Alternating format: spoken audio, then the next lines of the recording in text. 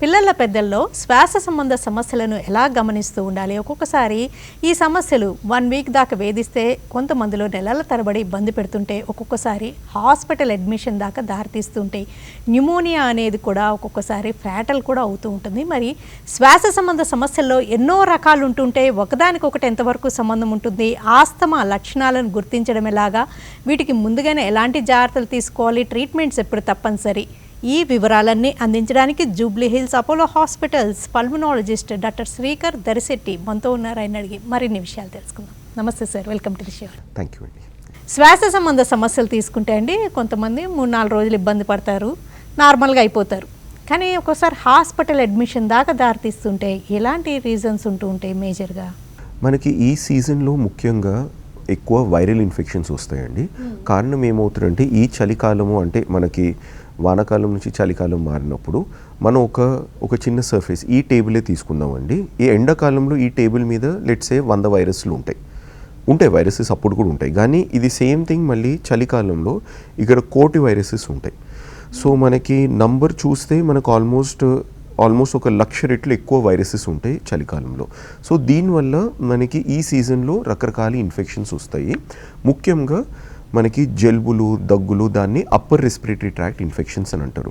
మీరు అన్నట్టు న్యూమోనియా అన్నది దాన్ని లోవర్ రెస్పిరేటరీ ట్రాక్ట్ అంటే లంగ్స్కి సంబంధించిన ఇన్ఫెక్షన్ని న్యూమోనియా అని వాడిస్తాం.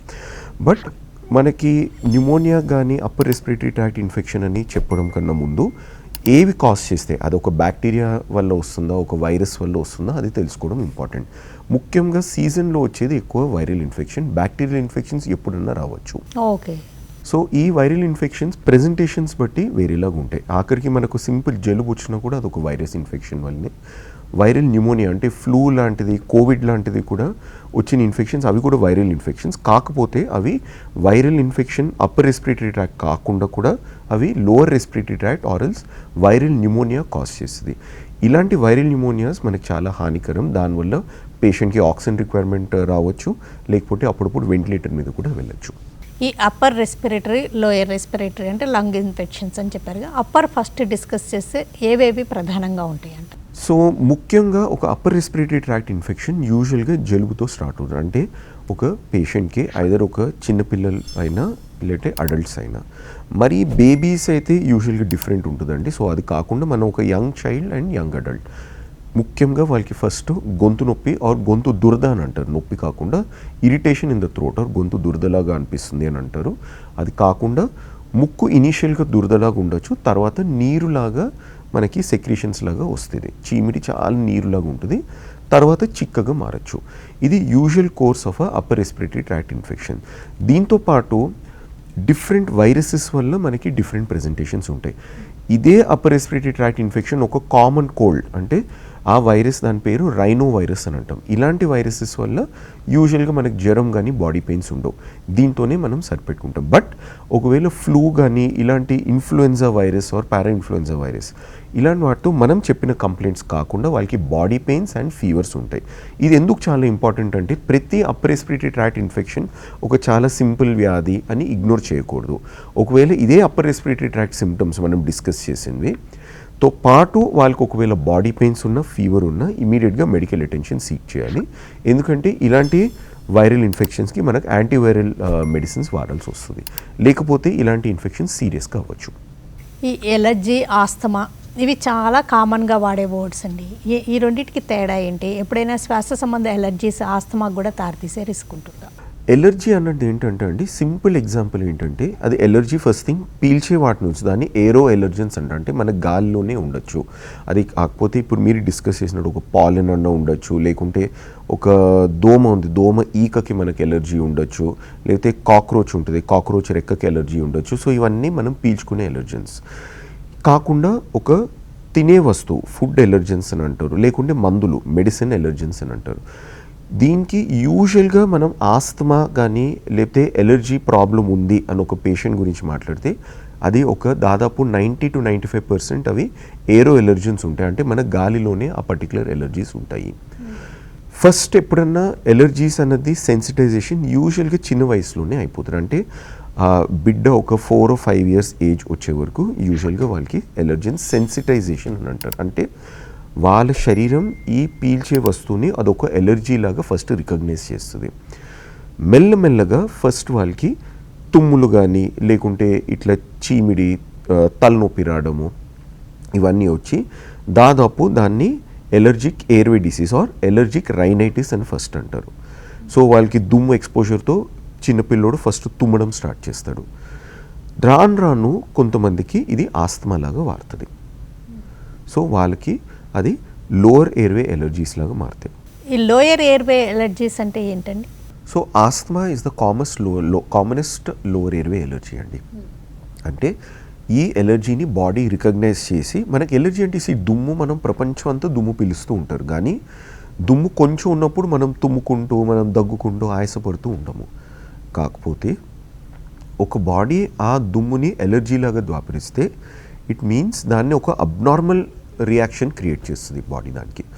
సో దుమ్ము వల్ల ఒకవేళ కొంచెం దుమ్ము వెళ్ళినా కూడా ముక్కు ఎక్కువ కారిపోవడము, లేకపోతే గొంతులో దురదలాగా రావడము, తర్వాత ఆస్తమా అంటే ఏమవుతుంది, ఇదే దుమ్ము వల్ల మన గాలి తీసుకునే పైప్స్ సైజ్ నారో అవుతాయి.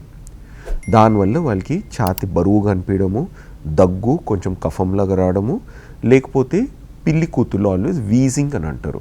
మనం గాలి తీసుకున్నప్పుడు ఇట్లా కుయ్యి కుయ్యి అని ఇట్లా శబ్దంలాగా రావడం, దాన్ని వీజింగ్ అని అంటారు. ఈ సిమ్టమ్స్ని మనం ఆస్తమా అని అంటాము. రైనైటిస్, బ్రాంకైటిస్, ఆస్తమా, న్యూమోనియా ఇవన్నీ శ్వాస సంబంధ సమస్యలే కదండి. వీటి లక్షణాల్లో తేడాలు ఉంటాయా? Rhinitis and sinusitis. So rhinitis అంటే ముక్కు నుంచి నీళ్ళు కారడం, చీమిడి. That simple term is rhinitis. Next sinusitis. మనకి మన బాడీలో 8 సైనసెస్ ఉంటాయి. అంటే ఇవి మన ఎముకలు, ఫేస్లో ఉన్న ఎముకల్లో ఖాళీ స్పేసెస్ లాంటివి. యూజువల్గా మన పీల్చే గాలిని డిస్ట్రిబ్యూట్ చేయడంలో ఇలాంటి సైనసెస్ హెల్ప్ చేస్తాయి. కానీ ఎలర్జీస్ వల్ల సైనసెస్ కూడా జామ్ అయ్యి దాన్ని ఎలర్జిక్ సైనసైటిస్ అని అంటాం. యూజువల్గా ఎలర్జీస్ రైనైటిస్ లేకుంటే ఎలర్జిక్ సైనసైటిస్.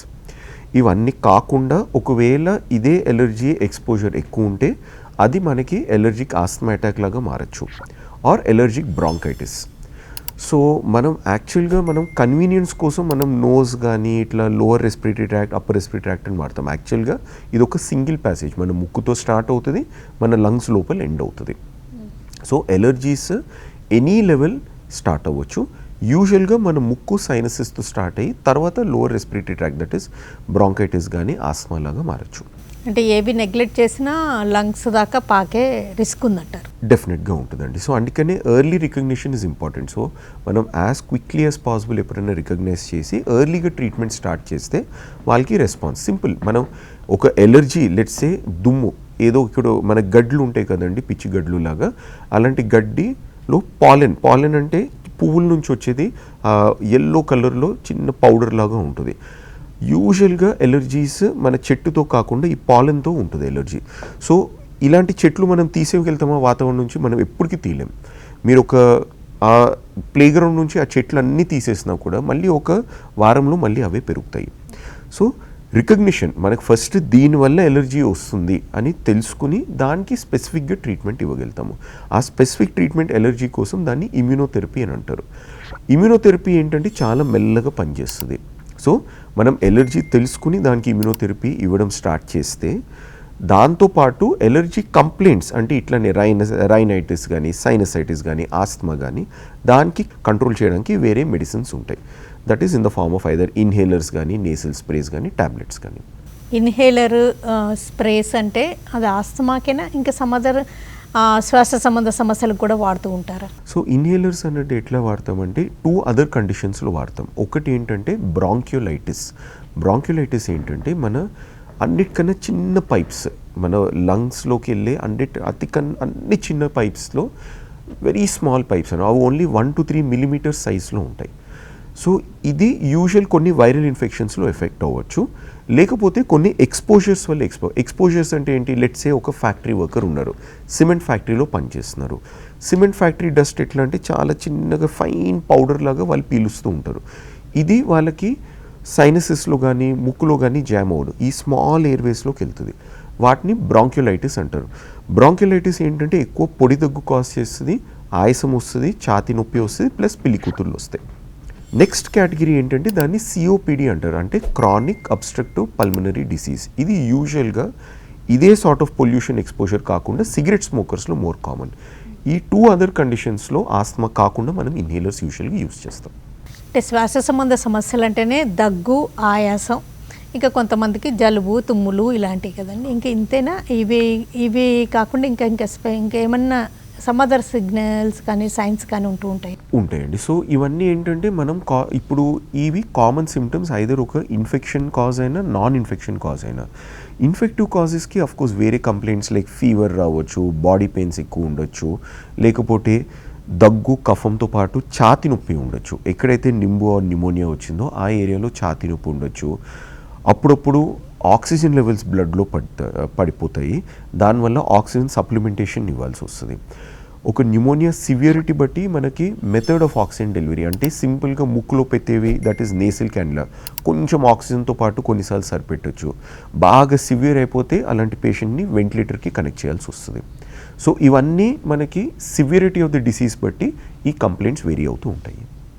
ఎవరికైనా కొంచెం దగ్గు, జలుబు లక్షణం కనిపించిందంటే అది స్ప్రెడ్ అవుతుందన్న భయం ఎక్కువగా ఉంటుంది. అన్ని సందర్భాల్లోనూ అంటువ్యాధేనా?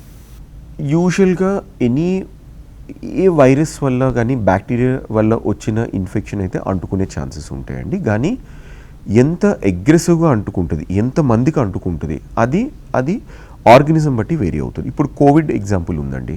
కోవిడ్కి చాలా హై పవర్ ఉంది ట్రాన్స్మిషన్కి. అంటే ఒక రూమ్లో 10 మంది ఉంటే ఒక కోవిడ్ పాజిటివ్ పేషెంట్ ఆ రూమ్లో కూర్చుంటే 10లో అట్లీస్ట్ 7 కానీ 8 మందికి ఇన్ఫెక్షన్ ఇచ్చే ఛాన్సెస్ ఉంటాయి. కానీ కొన్ని బ్యాక్టీరియాలో వచ్చే న్యూమోనియాకి యూజువల్గా ఒక్కరికన్నా లేకపోతే 2 కన్నా అవ్వచ్చు. సో ఇది స్ప్రెడ్డింగ్ పవర్ ఆర్ ఇన్ఫెక్టివిటీ, ఇది ఆర్గనిజం బట్టి వేరీ అవుతూ ఉంటుంది. ఆస్తమా లాంటివి స్ప్రెడ్ అవుతాయి అంటారా? ఆస్తమా అనేది అది ఒక నాన్ ఇన్ఫెక్టివ్ కండిషన్ అండి. అది మోస్ట్ ఆఫ్ ద టైమ్స్ ఒక ఎలర్జీ వల్ల వచ్చిన బాడీకి వచ్చిన రియాక్షన్. కొంతమందికి పెద్ద వయసులో కూడా ఆస్తమా రావచ్చు, దాన్ని అడల్ట్ ఆన్సెట్ ఆస్తమా అని అంటారు. సో అది ఇట్ ఈస్ నాన్ ఎలర్జిక్, అంటే ఎలర్జీ కాకుండా కూడా కొంతమందికి ఆస్తమా రావచ్చు. ఇంకో ఎగ్జాంపుల్ మీకు చెప్తే, వాళ్ళు కొంతమందికి మెనోపాజ్, అంటే లేడీస్కి మంత్లీ సైకిల్స్ ఆగిపోయే టైంలో వాళ్ళకి ఆస్తమా సిమ్టమ్స్ రావచ్చు, దాన్ని పెరిమెనోపాజల్ ఆస్తమా అని అంటారు. అవి యూజువల్గా ఎలర్జీస్తో రిలేటెడ్ ఉండవు. టీబీ అనే బ్యాక్టీరియల్ ఇన్ఫెక్షన్, పల్మనరీ టీబీ అనేది కూడా ఈ శ్వాస సంబంధ సమస్యల కిందనే పరిగణిస్తూ ఉంటారా? అవునండి. సో టీబీ అట్లీస్ట్ మన దేశంలో అయితే క్వైట్ కామన్. టీబీ మనము 2 ఇంట్రెస్టింగ్ పాయింట్స్ నోట్ చేయొచ్చు: TB infection, TB disease. So TB infection వచ్చిందంటే మనకి ఎప్పుడోసారి మన చిన్న వయసులో మనం ఆ బ్యాక్టీరియా పీల్చుకుని మనం ఎప్పుడోసారి ఇన్ఫెక్ట్ అయి ఉండొచ్చు. అందుకని టీబీకి ఒక టెస్ట్, మాన్2 టెస్ట్ అని మన చేయి మీద ఒక చిన్న ఇంజెక్షన్ ఇచ్చి 3 రోజుల తర్వాత టెస్ట్ చేస్తారు. దాదాపు మనం ర్యాండమ్ ఒక 100 మందిని మన దేశంలో చెక్ చేస్తే 90% ఆ టెస్ట్ పాజిటివ్ రావచ్చు. బట్ దట్ డజంట్ మీన్ వాళ్ళు టీబీ ఇన్ఫెక్షన్ ఉన్నట్టు కాదు, వాళ్ళకి జస్ట్ టీబీ డిసీజ్ ఉంది. అంటే వాళ్ళు ఎప్పుడో పీల్చుకున్నారు కానీ మన బాడీ ఇమ్యూనిటీ ఆ టీబీ బ్యాక్టీరియాని ఆపెట్టేస్తున్నాయి. టీబీ ఇన్ఫెక్షన్ అంటే వాళ్ళకి ప్రాపర్ టీబీ వల్ల ఒక నింబులాగా వస్తుంది, దగ్గు, కఫం వస్తుంది, అది మనం టెస్ట్ చేస్తే పాజిటివ్ వస్తుంది, దానికి మనం ట్రీట్మెంట్ ఇవ్వాలి. టీబీ డిసీజ్ కోసం ట్రీట్మెంట్ ఇవ్వక్కర్లేదు, కానీ టీబీ ఇన్ఫెక్షన్ కోసం ట్రీట్మెంట్ ఇవ్వాలి. ఈ ఆస్తమా అయితే కొంతమందిలో సమ్మర్లో కూడా వేధించడం జరుగుతూ ఉంటుందండి. అంటే సివియర్ అయ్యే కొద్దీ, క్రానిక్ అయ్యే కొద్దీ త్రూఅవుట్ ది సీజన్ వేధించడం జరుగుతూ ఉంటుందంటారా? యూజువల్గా ఎట్లా ఉంటుందంటే అండి, వాళ్ళ ఎలర్జీస్ని అడ్రస్ చేయలేదు అనుకోండి, ఆర్ టైంకి ట్రీట్మెంట్ తీసుకోలేదు. ఇప్పుడు కొంతమంది ఏం చేస్తారంటే, మాకు ఆయాసం వచ్చినప్పుడు మాత్రమే మేము ఇన్హేలర్ వాడతాము. అలాంటిది ఎప్పుడు చేయకూడదు. వెరీ మైల్డ్ ఆస్మా, అది కూడా డాక్టర్ గుర్తించి చెప్పి, మీకు ఓన్లీ వెరీ మైల్డ్ ఆస్మా ఉండి మీకు ఓన్లీ అవసరం ఉన్నప్పుడు మాత్రమే మీరు ఇన్హేలర్స్ తీసుకోండి అని ఒక పల్మనాలజిస్ట్ ఎవరైనా చెప్తేనే అప్పుడు మనం అప్పుడప్పుడు ఇన్హేలర్స్ వాడాలి. లేకుంటే మోడరేట్ ఆస్మా అండ్ అబోవ్ వీళ్ళకి డైలీ మెడికేషన్ వాడాల్సి వస్తుంది. ఒకవేళ మనం డైలీ మెడికేషన్ వాడకపోతే మెల్లమెల్లగా సివియరిటీ ఇంక్రీజ్ అయిపోతుంది. అప్పుడు వాళ్ళకి ఏ చిన్న ట్రిగర్ వచ్చినా, సీజన్తో రిలేటెడ్ కాకపోయినా కానీ కొంచెం ఎక్స్పోజర్ అయినా కూడా ఒక సివియర్ అటాక్ అయ్యే ఛాన్సెస్ ఉంటాయి. పిల్లల్లో, పెద్దల్లో ఈ శ్వాస సంబంధ సమస్యలకి దూరంగా ఉండాలన్నా, అయితే ఆస్తమా లాంటి సమస్యలు ఉన్నా కానీ, మరి ముఖ్యంగా ఈ వింటర్ ఇలాంటి సీజన్స్లో ఎలాంటి ప్రత్యేకమైన శ్రద్ధ అవసరమో, ఏమన్నా స్పెషల్ వ్యాక్సిన్స్ ఉంటాయా? ఆస్తమా కోసం ఇట్లా వ్యాక్సిన్ ఉండదండి. మనం దేనివల్ల ఆస్మా అటాక్స్ అవుతుందో గుర్తించాలి. ఇక్కడ మీరు అడిగారు కాబట్టి ఒక వెరీ ఇంట్రెస్టింగ్ పాయింట్, దీంట్లో మనం ఎలర్జీస్ గురించి మాట్లాడాం. ఎలర్జీస్ కాజ్ చేసే ఏజెంట్స్ని మనం వాడే టర్మ్ దాన్ని ఎలర్జెన్స్ అని అంటారు. అది డస్ట్ అవ్వచ్చు, లేకపోతే మనం చెప్పినట్టు చెట్టు పాలన్స్ అవ్వచ్చు, లేకపోతే ఏమైనా మెడిసిన్ అవ్వచ్చు, ఫుడ్ ఐటమ్ అవ్వచ్చు. కాకపోతే ఇంకో ఇంట్రెస్టింగ్ టర్మ్ ఏంటంటే ఇరిటెంట్స్. ఇప్పుడు కొంతమంది ఆస్మా పేషెంట్స్ మా దగ్గరికి వచ్చి మేము పర్ఫ్యూమ్ స్ప్రే చేశారు, మా వైఫ్ కానీ మా చైల్డ్ కానీ పర్ఫ్యూమ్ స్ప్రే చేస్తే నాకు అటాక్ వచ్చింది. దీన్ని ఎలర్జీ అని అన్నారు, దాన్ని ఇరిటెంట్ అని అంటారు. సో చల్లగాలి ఎలర్జీ కాదు, అది ఇరిటెంట్. సో ఎలర్జీస్ ఉన్న పేషెంట్ ఆర్ ఎలర్జిక్ ఆస్తమా ఉన్న పేషెంట్ ఇట్లాంటి ఇరిటెంట్స్, ఫర్ ఎగ్జాంపుల్ మనం వంట చేసినప్పుడు పోపు వేసామనుకోండి, ఆ స్ట్రాంగ్ స్మెల్ వస్తుంది, ఆ స్ట్రాంగ్ స్మెల్ని ఇరిటెంట్ అంటున్నాం. అలాంటి స్మెల్ వల్ల ఆస్మా అటాక్ రావచ్చు. లేకుంటే ఇప్పుడే కడిగిన బాత్రూంలోకి బ్లీచ్ వాడిన బాత్రూంలోకి వెళ్తే వాళ్ళకి ఆస్మా అటాక్ రావచ్చు, ఎందుకంటే ఆ స్ట్రాంగ్ బ్లీచ్ స్మెల్ వల్ల వాళ్ళకి ఒక అటాక్ రావచ్చు. ఇవన్నీ మనం చెప్పిన కెమికల్ ఇంగ్రీడియంట్స్ని ఇరిటెంట్స్ అని అంటారు. బట్ ఇరిటెంట్స్ కూడా ఆస్మా ట్రిగర్ చేయొచ్చు. సో మనం ఆస్మా పేషెంట్స్కి ఎట్లా ఎలర్జీస్ అవాయిడ్ చేయాలో మనం ఎంత ఇన్స్ట్రక్షన్స్ ఇస్తున్నామో, ఇరిటెంట్స్ కూడా అవాయిడ్ చేయడం అంతనే ఇంపార్టెంట్. న్యూమోకోకల్ వ్యాక్సిన్ అనేది 5 yearsకి ఒకసారి అంటారు కదండి, అది ఎవరికి అవసరం? యూజువల్గా మనకు ఒక సెలెక్ట్ సబ్సెట్ ఉంటుందండి. మనము ఇప్పుడు ప్రెజెంట్ గైడ్లైన్స్ ప్రకారం అయితే అబౌవ్ 50 years అందరికీ న్యూమోకోకల్ వ్యాక్సిన్ ఇస్తే బెటర్. డెఫినెట్లీ బిట్వీన్ 19 to 50 yearsలో కొంత కేటగిరీ ఆఫ్ పేషెంట్స్ ఎవరైతే ఇమ్యూనిటీ తక్కువ ఉందో, ఎవరికైనా బ్రెయిన్ సర్జరీస్ అయినాయో, కొంతమందికి హియరింగ్ ఇంప్లాంట్స్ పెడతారు, ఇట్లాంటి పేషెంట్స్కి చిన్న వయసు అయినా కంపల్సరీగా ఇవ్వాల్సి వస్తుంది. లేకుంటే అబౌవ్ 50 years అందరికీ 2 doses ఇవ్వాలి. ఒక డోస్ అయితే ఫస్ట్ ఇచ్చి PCV13 అని అంటారు, అది first dose of pneumococcal vaccine. తర్వాత anything from 2 months to 1 year తర్వాత డిపెండింగ్ ఆన్ పేషెంట్ కేటగిరీ మనం సెకండ్ డోస్ ఆఫ్ వ్యాక్సిన్ ఇస్తాము. కాకపోతే కొత్తది ఒక వ్యాక్సిన్ వస్తుంది, PCV20 అని న్యూమోకోకల్ వ్యాక్సిన్ వస్తుంది. అది ఇట్లా 2 doses కాకుండా single dose once in life time ఇస్తే సరిపోతుంది. మళ్ళీ 5 years తర్వాత ఇట్లా రిపీట్ చేయాల్సిన అవసరం ఉండదు. బట్ ఇప్పుడిప్పుడే మార్కెట్లోకి వచ్చింది అది. ఇన్ఫ్లుయెన్జా వ్యాక్సిన్ తీసుకునే విధానం ఏంటి, ఎవరికి అవసరం? ఇన్ఫ్లుయెన్జా వ్యాక్సిన్ అందరికీ అవసరం అండి. అది చిన్నపిల్లలైనా, ఒక హెల్దీ 20-30 year old అయినా, లేకపోతే పెద్ద వయసు వాళ్ళైనా అందరికీ అవసరం. ఈ కారణం ఏంటి? ఇప్పుడు మనం కోవిడ్లో వేరియంట్స్ గురించి విన్నాం కదా, మనం డెల్టా వేరియంట్ గురించి విన్నాము. డెల్టా వేరియంట్ అంటే ఎందుకు భయపడాము? ఎందుకంటే దానివల్ల చాలా సివియర్ లంగ్ ఇన్ఫెక్షన్ వచ్చింది. Same thing Covid Omicron variant అది భయపడలేదు, ఎందుకంటే వాళ్ళు జస్ట్ ఒక సైనసైటిస్ లాగా సింపుల్గా వచ్చి వాళ్ళకి సెటిల్ అయిపోయేది. ఇవి 2 different variants of the same virus. ఇట్లానే ఫ్లూకి దాదాపు ప్రతి సంవత్సరం చాలా వేరియంట్స్ వస్తాయి, అప్పుడప్పుడు 100 వేరియంట్స్ కూడా రావచ్చు. ఒక సంవత్సరంలో వచ్చిన వేరియంట్ నెక్స్ట్ సంవత్సరంలో ఆ వేరియంట్ మళ్ళీ రాదు. అండ్ ఏ వేరియంట్ వల్ల వాళ్ళకి న్యూమోనియా వచ్చి వెంటిలేటర్ మీద వెళ్తారో అది ఎప్పుడు చెప్పలేము. ఉదాహరణగా స్వైన్ ఫ్లూ మనకు 2009 and 2018లో చాలా సివియర్ ఇన్ఫెక్షన్స్ కాజ్ చేసి చాలామంది వెంటిలేటర్ మీద వెళ్ళారు.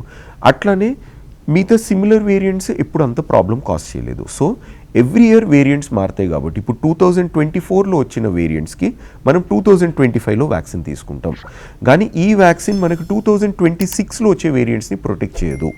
అందుకనే ప్రతి సంవత్సరం మనం కంపల్సరీగా ఈ సీజన్ స్టార్ట్ అయ్యే ముందు ఒక 2 weeks ముందు అన్న కంపల్సరీగా మనం వ్యాక్సిన్ తీసుకోవాలి. ఎందుకంటే వ్యాక్సిన్ నుంచి వచ్చే ఇమ్యూనిటీ కనీసం 2 వారాలు పడుతుంది.